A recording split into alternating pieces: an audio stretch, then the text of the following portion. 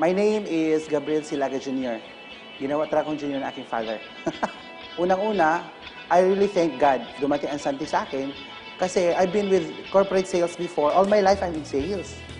Somebody introduced me into networking. Sabi ko, wow, ito pala, ang ganda ng kitaan. At ang dami kang matulungang tao. So, that was the time na talagang sabi ko, I think this is really a great industry. Nag-pray talaga, I really pray hard. Sabi ko, Lord, give me chance talaga to find the best company. Hindi ko alam, I don't have any idea about Sante kasi taga Mindanao ako, somebody called me. Inistudihan ko, I studied the opportunity and I made the best decision in my life. And thanks God, ang daming taong yung nilapitan ko gumaling. So sabi ko, wow, ito hindi to chikaula lang na company. The product, amazing, 37 times mentioned sa Bible. Recognized by science as the most nutritious of all plant foods. Kompleto siya. It's called superfood. So, kailangan niya sa ating katawan. Kasi pag physically fit tayo, we're okay, we can be the best. Ito ang kagandahan sa Sante dahil design na talaga siya for us to succeed. Trinabaho ko, pinag-aralan ko, thanks God, modesty aside, ako po ang naging unang car awardee. Nakuha ko na rin yung aking new Sante house. Maraming mga tao, kapwa natin Pilipino, pagod na tayo sa hirap. This is really the breakthrough we're looking forward na ito ang dapat bawat Pilipino gagamit ng ating produkto. At the same time, nag-enjoy tayo sa mga benefits. Kaya I'm so thankful unang-una kay God.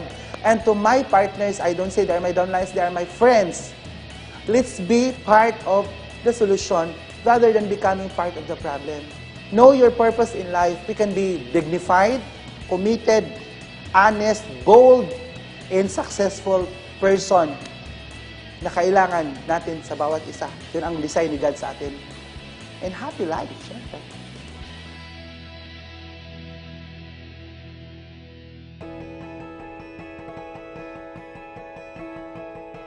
Since 1987, napunta ako sa Pasig. Pumasok ako as a boy sa isang garments. Tumagal ako ng almost 18 years. Doon ko nakilala yung misis ko na nung time na yun, may sakit na yung misis ko. Diagnose sa kanya ng doktor niya sa lung center is pungo sa baga. Kahit anong try niya lang ang mga synthetic drug, hindi siya napapagaling. Nag-abroad, naging full-time sa church. Yun yung mga naging work ko. Pagbalik ko sa galing Saudi, may sakit ako. Noong 2011, napunta ako sa Sante as a driver ng isa sa mga director natin. Yung manugang niya mismo ang kumulit sa akin para bilhin yung package nila na Sante Barley. Yung anak ko naman noon, mayroon siyang back pay, pambili niya ng cellphone yun, na ayaw pa niya ibigay sa akin. Sabi ko, bibili ko ng gamot ng mama niya. Na hindi ko akalain, yun yung 4,000 na yun yung magbabago ng buhay namin. Dapat babalik pa ako ng abroad. Pero noong time yun, kinukulit ako ni Mama Net. Sabi sa akin, huwag ka na mag-abroad kasi yung binili mong package, may susi dun eh. Tuklasin mo kung ano yun. So, nakinig ako sa kanya, inaral ko yung business, uling baraha ko nito. Edad ko kasi na 46. Anong papasukin yung trabaho? Kumbaga yung Sante, total package sa same. Once na mag-take sila ng barley, sila na yung magkumusa na magtanong sa'yo ng business. Ganun kaganda yung produkto. Kung sa kitahan naman, sobra, magsasawa ka sa kitahan. Basta sipagan mo. At ang pinakamaganda dito, ang sikretong nalaman ko talaga dito, huwag kang tumigil. Paniwalaan mo kung ano yung nakita mo, paniwalaan mo yung kung ano yung meron ka sa sarili mo, at kung ano yung pangarap mo, kukunin. Sobrang ganda dito sa Sante talaga. Ini-encourage ko ang lahat na gawin ito.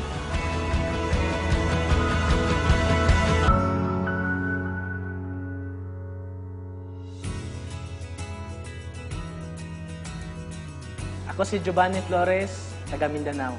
Noong 4th year high school ako, namasukan ako bilang tagaluto sa bakery ng uncle ko. Gusto ko talaga mag-aral ng kolehiyo. So dahil sa mahirap ang pamilya namin, pinarel ko na lang yung bakery. Almost 8 years ko pong ginagawa yung trabaho na yun. Nag-join ko ako sa kumpanya na to dahil po sa produkto. Yung papa ko kasi nag-bedridden almost 1 month kasi nasira yung kidney niya. Dahil po sa barley, 1 week lang po, nakatayo yung papa ko. So doon ko nakikita na maganda talaga yung produkto. Sabi nang nag-invite sa akin si Upline Gabi, itry mo yung negosyo. Ginawa ko itong part-time almost 1 year and 2 months. Nag-attend ako ng mga trainings, kasi yung mga magulang ko, tutol talaga dito eh. Mabubuhay naman kami doon sa lugar namin kasi meron kaming 7 hektarya ng lupa. No? I believe na kung ano man ang buhay Kung ngayon, yan ang desisyon ko 5 years ago. Kung hindi ako nagsante, hindi ako makasakay ng eroplano. Kasi first time ko lahat eh. Mayroon na akong bahay at lupa. Mga gadgets na pinapangarap ko dati. Nakabili ako ng sasakyan, cash po yun. Dream ko din dati na gusto ako mag-abroad kasi maraming pera. So dito sa Sante, nagpunta kami ng abroad na hindi nagtrabaho, na masya lang. Huwag na kayong magduda pa sa kumpanya, sa marketing plan, sa product. Kasi ako po ang living testimony, ordinary person, naging extraordinary. I am blessed kasi isa po ako sa pinakabata na naging part sa Executive Millionaires Club ng Sante. Kung ano man ang narating ko sa buhay ngayon sa Sante, kaya nyo ding marating. Sabayan nyo na ang Sante International.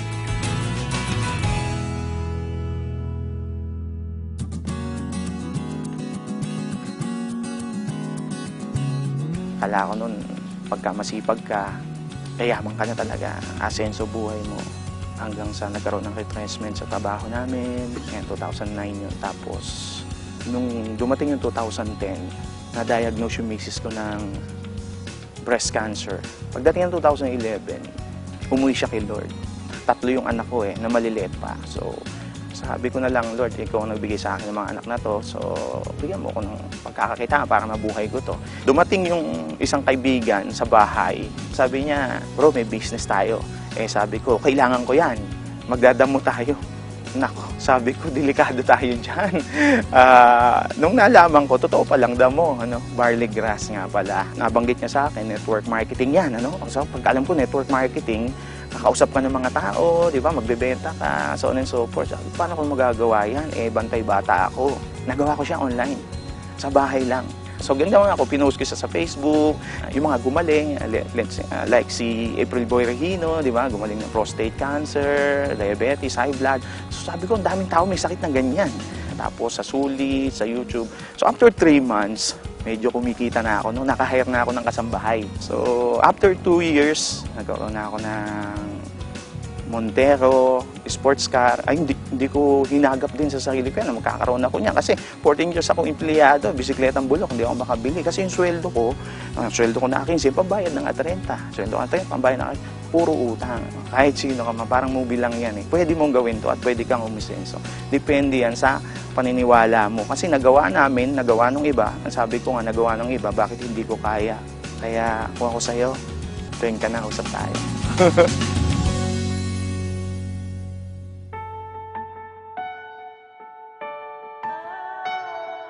Ako si Oliver Sagawinet, 24 anyos.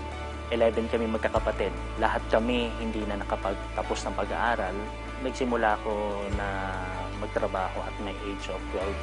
Gumigising na ako ng alauna ng madaling araw. Titinda ako ng asin, bagoong. Habang puyat, papasok sa school.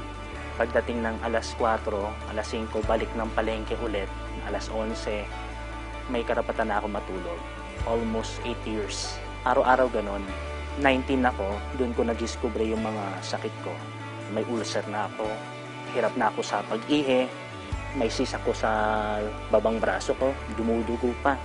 At ang pinakamalala doon yung araw-araw sumasakit ng ulo ko dahil nagkaroon ako ng memory gap. So, yun na yung bayad ng 8 taon kong puyat. Buti na lang, yung bayaw ko mismo at saka yung ate ko, sila yung nakatuklas nung produktong ininom ko. Nagulat na lang ako kasi bigla silang dumating. In just a matter of 1 year, nakapajero sila. Anong nangyari? Dahil sa ako mismo, tiwala ko sa kanila. Pinagkatiwalaan ko yung produkto. And yung pinakanegosyo mismo, inintroduce sa akin. Sa akin parang milagro In just a matter of how many months lang. Nagulat ako kasi talagang lahat ng problema ko sa katawan natulungan. Dahil sa Sante, nabigyan ako ng bagong buhay. Na-transform ako as a total package talaga. And 100% pwede rin mangyari sa'yo.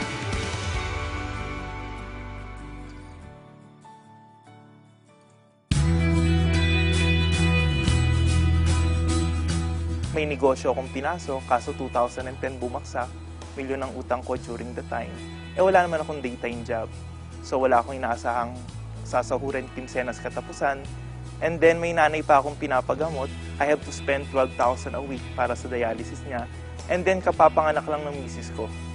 So just imagine gaano kami kagipit pagdating sa pera. Last quarter ng 2010, sabi sa akin nung ninong ko sa kasal, Jun, since hindi naman nagwo-workout na yung business mo, ba't hindi mo subukan ng Santay? Then pinaresent nila sa akin yung produkto, pinaresent nila sa akin yung marketing plan, pinasok ko siya. Ang nakita ko kasi sa Santay, unlike doon sa traditional businesses ko, pwede ako magsimula ng maliit lang ang kapital. Dati lagi namin pinag-aawayan ng pera, kami mag-asawa. Kahit ayaw namin, pero yun talaga eh. Kasi nai-stress ka sa problema sa pera, so talagang pag-aawayan mo. Pero ngayon iba na. Ang anak ko ay na-enjoy niya yung mabubuting bagay. Nag-aaral siya sa magandang school. And then, because of Santay also, no, yung mga travel namin, libre na. In fact, lumalabas kami ng bansa thrice a year. No, yung pera ay hindi na namin pinag-aawayan. Pinag-uusapan pero hindi na pinag-aawayan. Right now ba, are you living your dreams or just living your life? Halos lahat ng tao may pangarap. Pero sad to say, karamihan sa kanila, they are just living their life. Alam mo yun, parang wala lang choice kundi mabuhay. Pero ito yung good news ko. With Santay, you have the chance to live your dreams. Ako dati ganun lang din. Yung buhay ko, survival.